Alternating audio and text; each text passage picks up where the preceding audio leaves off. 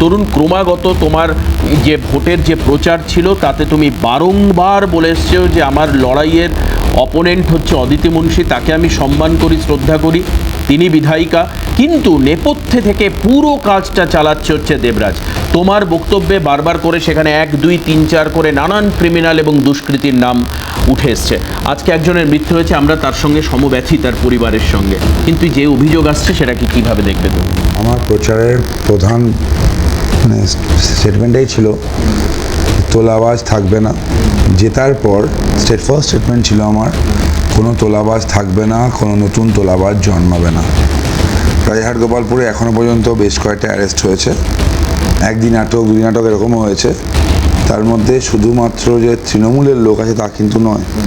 হঠাৎ করে বিজেপি দেখতে পাচ্ছি আমি, হঠাৎ করে গেরুয়া আবির মেখে বিজেপি হয়ে গেছে, এরকম অনেকজন অ্যারেস্ট হয়েছে। ওই দিনকে দুপুর 12টা পর্যন্ত যারা তৃণমূল ছিল, পরবর্তীকালে বিজেপি হয়েছে, এরকমও প্রচুর অ্যারেস্ট হয়েছে।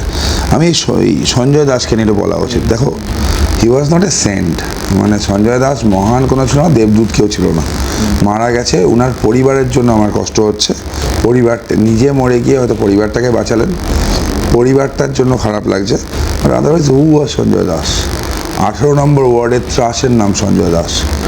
18 নম্বর ওয়ার্ডের যাবতীয় দুর্নীতির কারিগর হচ্ছে সঞ্জয় দাস। ইলিগাল কনস্ট্রাকশন তুমি যদি যাও দেখতে পাবে 4 ফুট 5 ফুট রাস্তা, ক্যান ইউ ইম্যাজিন?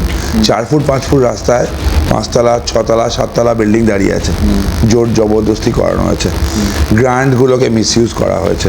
কারোর বাড়ি একটু পুরনো হলে কাকিমা বাড়িটা তো পুরনো হয়ে গেছিলো দিয়ে দিন, এগুলো চলতো।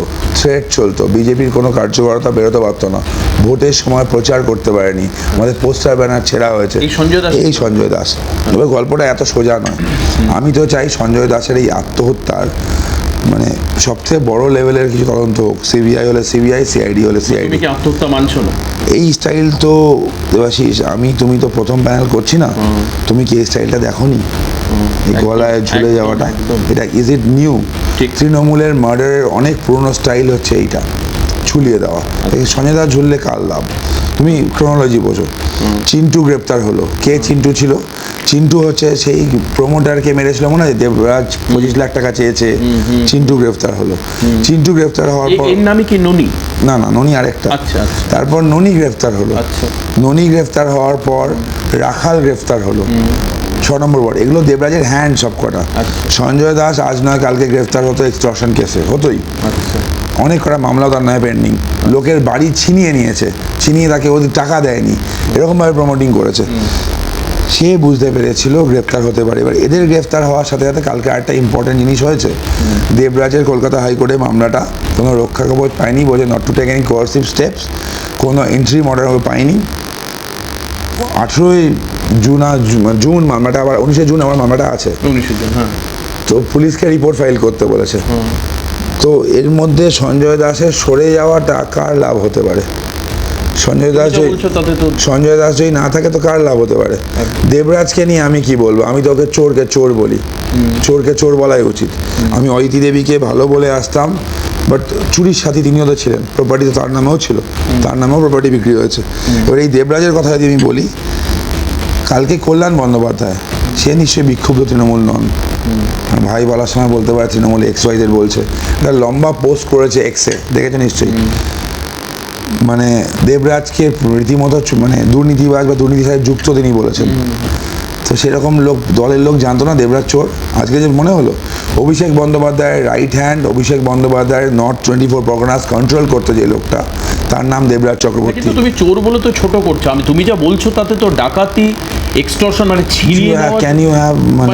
ক্যান ইউ গেস কত অ্যামাউন্ট থাকতে পারে এদের কাছে? কোনো আইডিয়া আছে? না। ভোটের সময় কি পরিমাণ টাকা খরচা হয় তুমি জানো?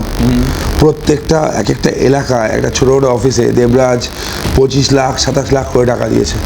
কিসের টাকা এগুলো? করতে গেছে টাকা? প্রতি জায়গায় প্রচার হয়েছে, লোক হয়নি, লোককে ভাড়া করে নিয়ে এসছে ওখানে। মেনলি এই সোর্স অফ ইনকাম কি? সোর্স অফ ইনকাম দুর্নীতি। সোর্স অফ ইনকাম বলে দিচ্ছি, 100 কোটি টাকা কিছু না, নাথিং। 100 CR is nothing.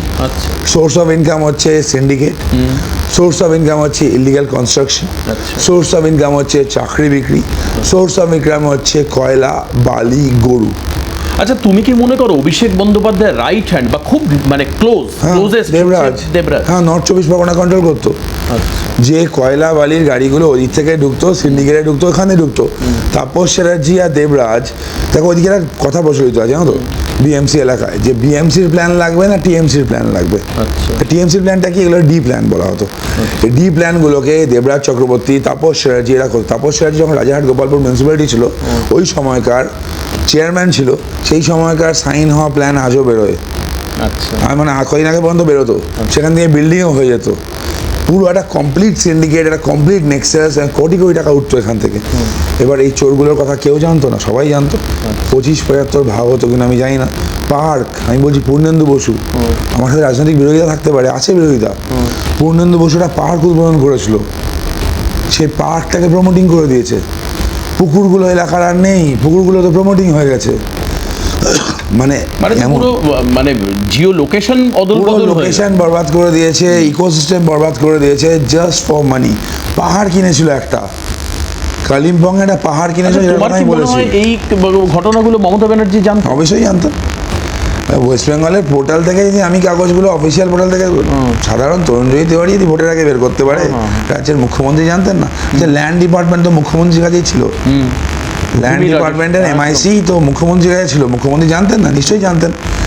এবার ওই একটাই কথা, ওই প্রাণনাথ কুঞ্জ সাজাচ্ছে, দুজনেই একসাথে যাবে, ওয়েট করো। বেশ।